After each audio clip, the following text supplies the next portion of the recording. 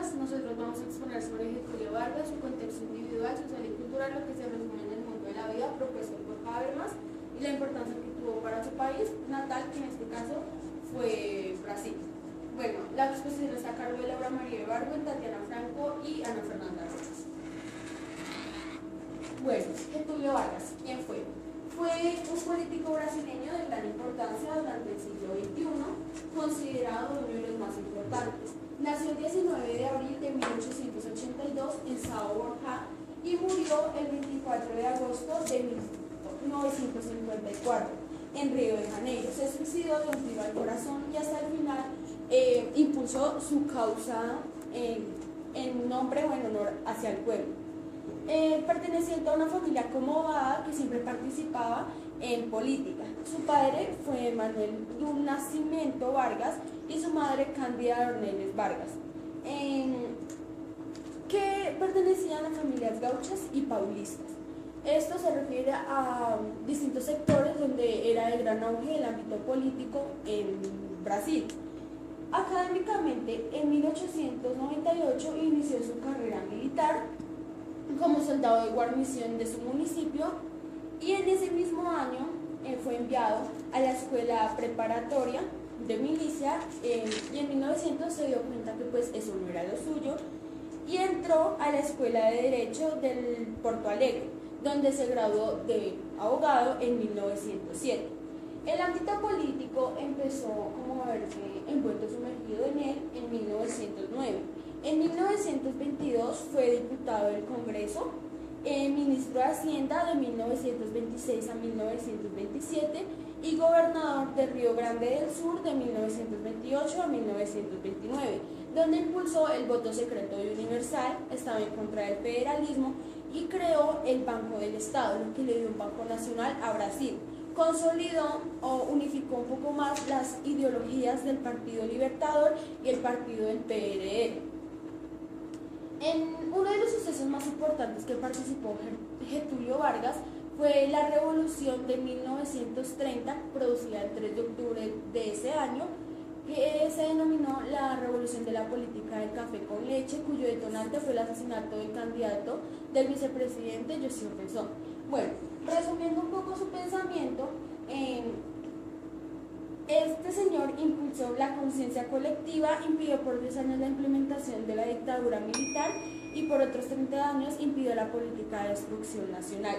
Fue un gran impulsor de la industria en la modernización de Brasil, que en últimas fue su legado más importante, pues a partir del trabajo y de los derechos del pueblo y los mismos intereses, impulsó la modernización para que Brasil se unificara en política, social y económicamente, garantizando la protección al pueblo y la emancipación nacional. Ok, el auge del nacionalismo se ve influenciado por la crisis de 1929, en donde se marca el quiebre del mercado de valores de Estados Unidos, que trae como consecuencia en Brasil la disminución en todo el campo agroexportador, en este caso en el café. Vargas busca fomentar el nacionalismo para un aumento de la economía y para sacar la crisis en la que tenían. Podemos ver que en parte de su pensamiento está el tecnicismo que él tenía. Él iba en pro del pueblo y de la mano de obra, pero siempre mantenía el centralismo que el nacionalismo conlleva.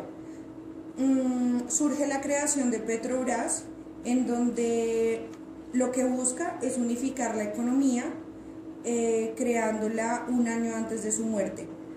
Es una de las mejores y mayores empresas de Brasil, la cual se ha expandido por otros diversos países.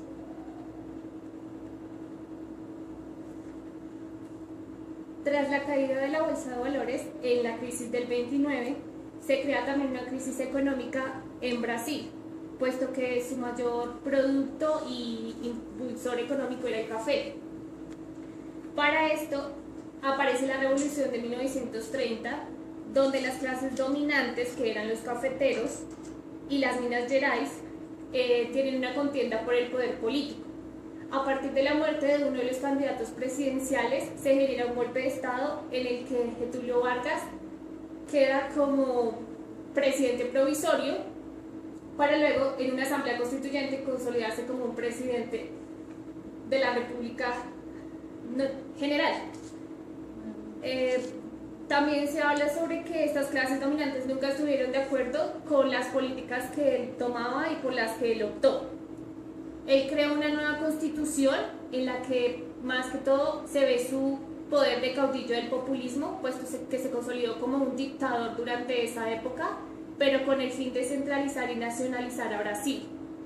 Implementó políticas sociales en el país, como las 8 horas de trabajo, y ahí aparece también por primera vez el voto de la mujer en Brasil. Hubo el primer voto femenino y también él fue el que sentó las bases a la modernización de Brasil.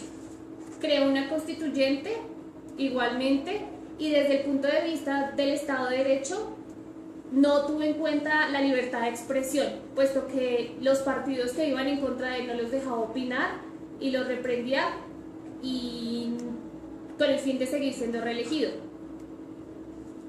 También se formó un Estado nacional, donde fundado en mitos y leyendas, en las cuales se tomó el poder de las masas, y aparecen como características la creación de un Estado nuevo.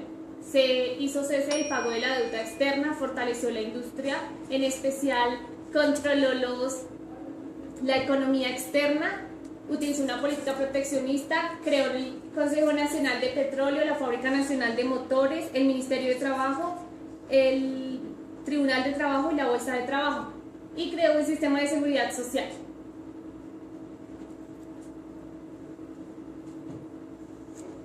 Bueno, a continuación les voy a leer un discurso que demuestra su ímpetu populista y todo lo que logró bajo su mandato.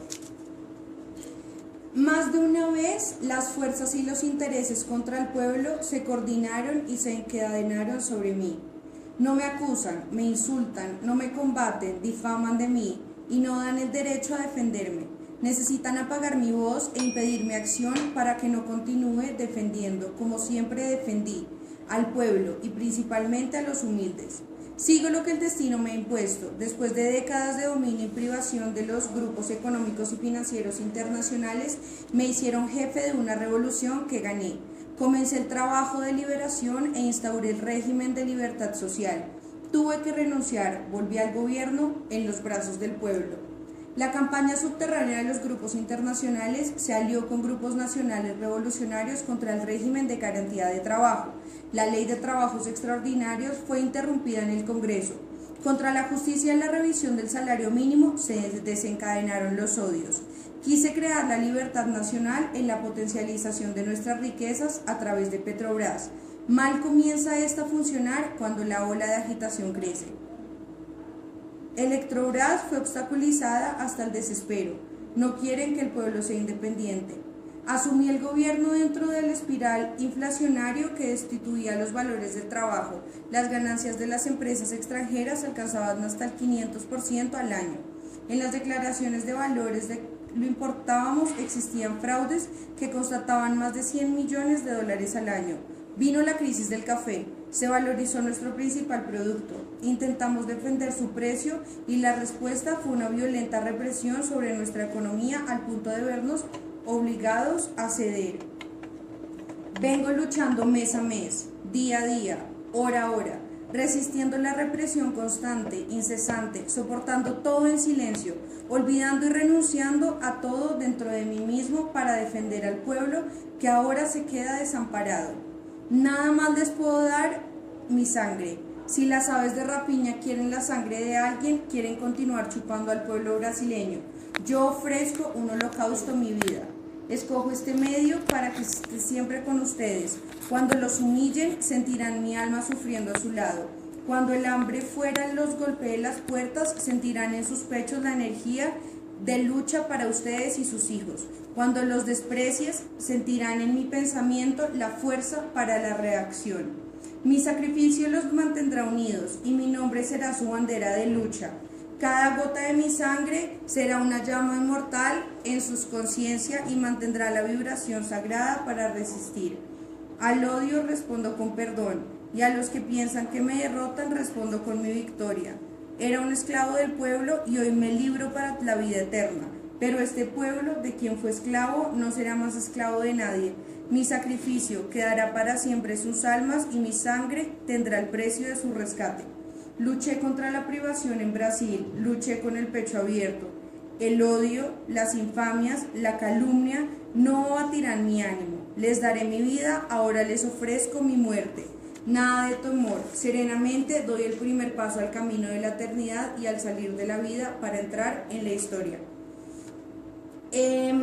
Dicho discurso demuestra pues lo que les hablaba anteriormente sobre su ímpetu populista. Transmitiéndose por radio, en ese entonces las masas se concentraron y empezaron una revolución. Algo importante de dicho discurso es que su ideología no murió con su muerte. A esto se le llamó el varguismo sin Vargas, que duró aproximadamente 10 minutos, 10 años luego de su muerte. La importancia que todos vieron en este discurso es que él se mostró como un trabajador más. Ellos debían seguir con el nacionalismo y luchar por los derechos que él consiguió. Bueno, como conclusión de esto, notamos que fue un populista, puesto que logró la consagración de las masas, en especial de las clases medias y de los trabajadores. Entonces, él fue considerado como uno de los creadores del populismo latinoamericano.